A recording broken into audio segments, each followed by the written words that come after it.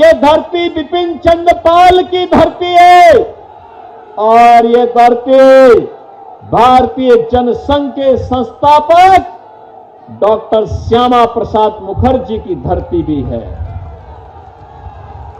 याद करिए, डॉक्टर श्यामा प्रसाद मुखर्जी ने इसी धरती में पैदा होकर क्या आह्वान किया था। उन्होंने कहा था, एक देश में दो प्रधान, दो विधान और दो निशान नहीं चलेंगे, नहीं चलेंगे। और डॉक्टर श्यामा प्रसाद मुखर्जी के सपने को साकार किया आज के देश के यशस्वी प्रधानमंत्री श्री नरेंद्र मोदी जी ने। कश्मीर में धारा 370 समाप्त करके कश्मीर के अंदर अगर बंगाल का भी कोई नौजवान जमीन लेना चाहेगा तो अब उसको कोई रोक नहीं सकता है। वह भी कोलकाता हो या फिर श्रीनगर, वह आराम से वहां आ जा सकता है, वहां संपत्ति खरीद सकता है।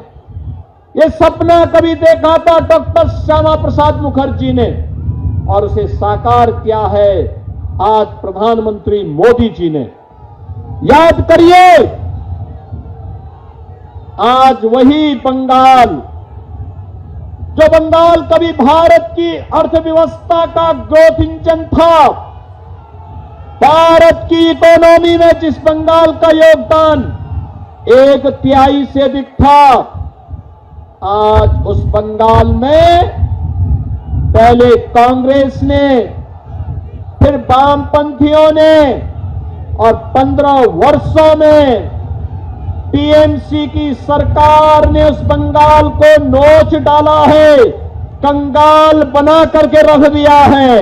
यहां पर किस हद तक भ्रष्टाचार होता है, चक्रवात में सहायता के नाम पर भ्रष्टाचार, गरीबों के हक का पैसा कटमनी में टीएमसी के गुंडे खा जाते हैं। मछुआरों और किसानों को सिर्फ झूठे वादे किए जाते हैं। यहां विकास नहीं, सिर्फ वसूली का तंत्र हावी होता है। याद करिए, कभी शिक्षा, संस्कृति, कला, अध्यात्म और उद्यम की भूमि रहा बंगाल, आज बदहाल है, बदहाल। अपनी पहचान के लिए मोहताज है। टीएमसी कही जाने वाली ये पार्टी, टी का मतलब टेरर, टी का मतलब तुष्टीकरण, एम का मतलब माफिया राज और सी का मतलब कटमनी या करप्शन।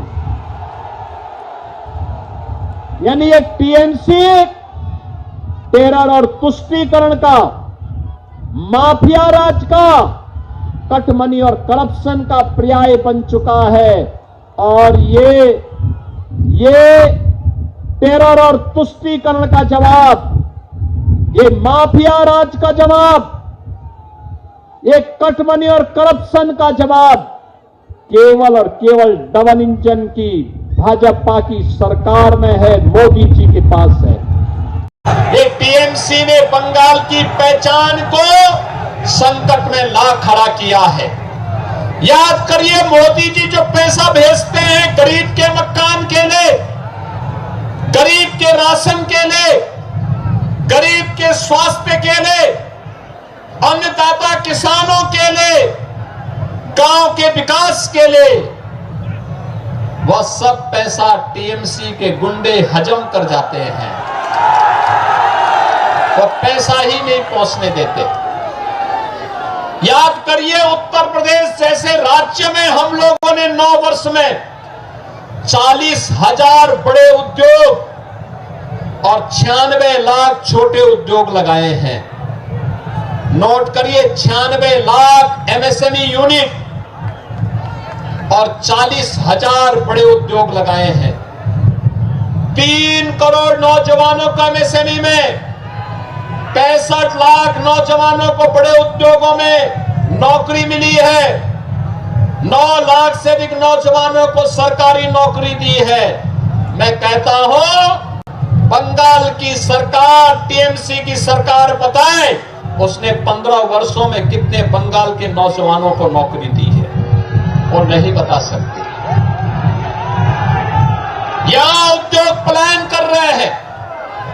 एक आंकड़ा यहां का बताता है कि बड़े पैमाने पे बंगाल से उद्योग बंद हुआ है। 12,000 से अधिक तो एमएसएमई यूनिट यहां की बंद हुई है। हर बड़ा उद्योग यहां बंद हो रहा है। कभी भारत की कल्चरल कैपिटल के रूप में जाना जाने वाला बंगाल आज भारत के अंदर क्राइम कैपिटल के रूप में टीएमसी की अराजकता के नाम पर एक बदनुमा धब्बा बनकर के अपनी पहचान के लिए मोहताज हो रहा है।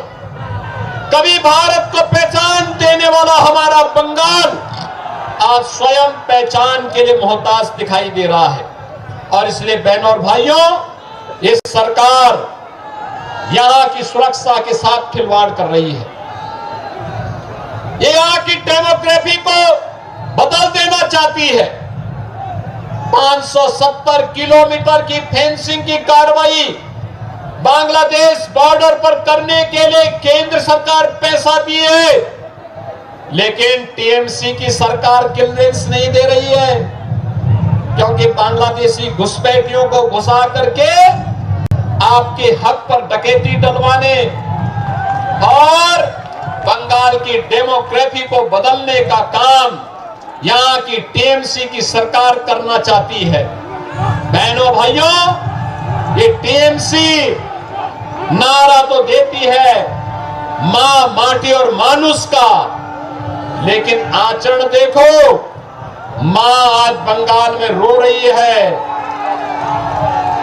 माटी घुसपैठियों के कब्जे में जा रही है। मानुष भयभीत है। आज बंगाल की जो स्थितियां हैं, राजनीतिक हत्याएं, हत्या का प्रयास, महिला अपराध, बेटी और बहनों की इज्जत के साथ जिस प्रकार का खिलवाड़ हो रहा है, और मुझे तो देख करके अफसोस हुआ जब कोलकाता का मेयर कहता है कि यहां की आधी आबादी को उर्दू बुलवाएंगे। मैं उनको बोलना चाहता हूं कि यहां की जनता उर्दू नहीं, बंगला बोलेगी, और कोई भी माई का लाल बंगाल की संस्कृति के साथ खिलवाड़ नहीं कर सकता है। पूरा देश मोदी जी के नेतृत्व में आपके साथ खड़ा है। आपके आन मान शान के साथ कोई खिलवाड़ नहीं कर सकता है, और इस अराजकता को हर हाल में हमें रोकना है। बंगाल में बंगाली ही बोली जाएगी। ये कठमुल्लापन की संस्कृति यहां नहीं चलने दी जाएगी, किसी भी स्थिति में नहीं चलने दी जाएगी। इनके देशद्रोही मंसूबों को पूरा नहीं होने देंगे।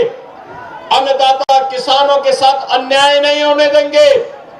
किसी प्रकार की अराजकता को नहीं चलने देंगे। जैसे डबल इंजन की भाजपा की सरकार ने उत्तर प्रदेश को दंगा मुक्त, कर्फ्यू से मुक्त, किसी प्रकार की अराजकता से मुक्त किया है, ऐसे ही डबल इंजन की सरकार भारतीय जनता पार्टी के नेतृत्व में बनने दीजिए। फिर सस्य श्यामला मातरम, वंदे मातरम की धरती हमारा बंगाल फिर से बनेगा। और इसी बात को लेकर के आज मैं आप सबके बीच में आया हूं।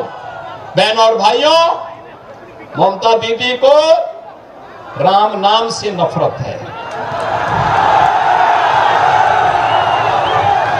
रामनवमी की शोभा यात्रा नहीं निकलने देती है। दुर्गा पूजा में व्यवधान पैदा करती है। ईद के अवसर पर सरेआम गौ हत्या करने की छूट देती है। बांग्लादेशी घुसपैठियों को घुसपैठ करवाती है। बांग्लादेश के अंदर निर्दोष हिंदुओं की हत्या पर मौन रहती है। लेकिन डबल इंजन की भाजपा की सरकार ये स्वीकार करने को तैयार नहीं है। भारत के अंदर मां काली की पूजा होगी, भारत के अंदर मां गंगा की पूजा होगी। भगवान राम हम सबके अंदर बसे हुए हैं। हर बंगाल का व्यक्ति जय श्री राम का उद्घोष भी करेगा, वंदे मातरम का उद्घोष भी करेगा।